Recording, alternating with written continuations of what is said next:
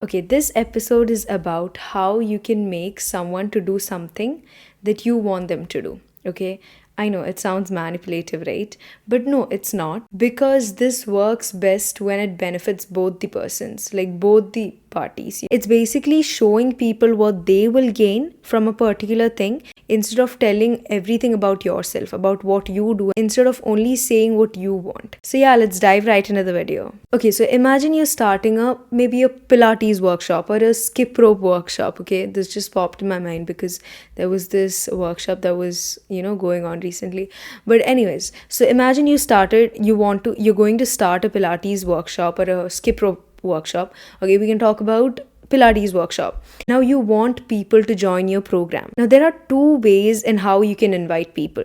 One is by telling that, okay, I'm starting a Pilates workshop. I'm a 10 years experienced Pilates trainer. I do this, I do that. You'll be like, that's how I can grow my brand. You'll tell all the benefits that you gain and tell all about yourself and the program instead of telling people about what they will gain. Right? On the other hand, how do you invite? Let's see. Now, another way to talk about this whole program is, or whole workshop is, by telling about or by talking about what they will gain from this whole workshop, right? So you'll be like, okay, there's a Pilates workshop that's coming up nearby your place. You talk about how they will benefit from the workshop. You'll be like, okay, this can improve your flexibility. This can be great for weight loss. It will prevent injuries and so on and so on. So basically, you're telling about them, what they will gain from the whole workshop. And now imagine you get two of these invites. Which one will make you more likely to join the workshop? Of course, the second one, right? Because it's talking about what you will gain. You don't care about what the second person will gain or what the person who's conducting the whole workshop will gain. That's not how it works, okay? Nobody cares about what the other person gains. It's always about you. And it's not a bad thing, but I'm telling that nobody cares about what you will gain, what your workshop is going to look like, how it's doing, and so on. So if you talk about what they will gain, talk about them, then it's more likely that people will accept it. It can be in any case, not just this one. Maybe you're sending an email to, request something, right?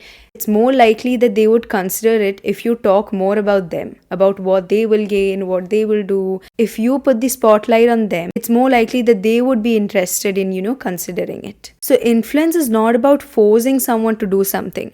It's more about telling them how they will benefit or talking about what they will gain from it, right? I think that's how you should influence people, right? So this is something that you can take at your advantage as well, right? So basically, if you want someone to do something, okay, what you do is, there's just a tip. What you do is you talk to them about how it will benefit them, what they will get, what they will gain. Then it's more likely that they would consider listening to you, or it's more likely that they will be interested in listening to you. Okay, that's how it is. So that's what I'm saying. Everyone's living in their own heads. So if you try and explain what you will do and what you will gain, there's no way they would be that interested in listening to you, right? Of course, they want to listen about them, right? So this can work anywhere. And at some point, we are already doing this without even realizing. Now, imagine you want someone to come somewhere. Now, you wouldn't be like, I want you to come because I really want you. You'd more likely say that, it's going to be fun. You will talk about how it will make them feel. Rather than talking about how badly you want them to come, you would talk about how they will feel after the, outing. You'd say that, come, it'll be fun, you will enjoy it. This is how you can make people do things that you want them to do. Okay, see, I'll give you another example. Now, imagine you're starting a cafe. Okay, now about the coffee, you tell people that, okay, these beans are coming from, different places. Each cup is brewed with, care. Yes, it sounds fancy, but do you really think, or do you really care where the beans came from? Of course not, right? Now, on the other hand, what if you tell people, to come try this out so that they can start their morning energized or stay awake in the morning, talking about how that coffee is going to benefit them. Now, that will make them, want to try it out, right? Basically, you're talking about what they will get. Instead of talking about yourself and the whole cafe, you're talking about what they will get, right? So that way you can bring in people. That's what I'm trying to say. Influence is not about forcing someone. It's basically just talking about what they will gain instead of talking about yourself. That's how you influence people. I feel like that's how influence should work. right? Because that's when people are going to actually listen to you. And the best part is both sides win. I got this one more example, okay? Imagine you have to submit a report by 5 p.m. in the evening and you're not done with the work. So instead of telling your manager that can I please get a day or two because I'm not done with the report, that sounds like an excuse, right? Now, instead, if you tell your manager that if I get one more day, I'll be able to complete it and give the best results, that is more likely to work. Like, you know what I mean, right? You know what I'm trying to say. If you talk about how they can benefit.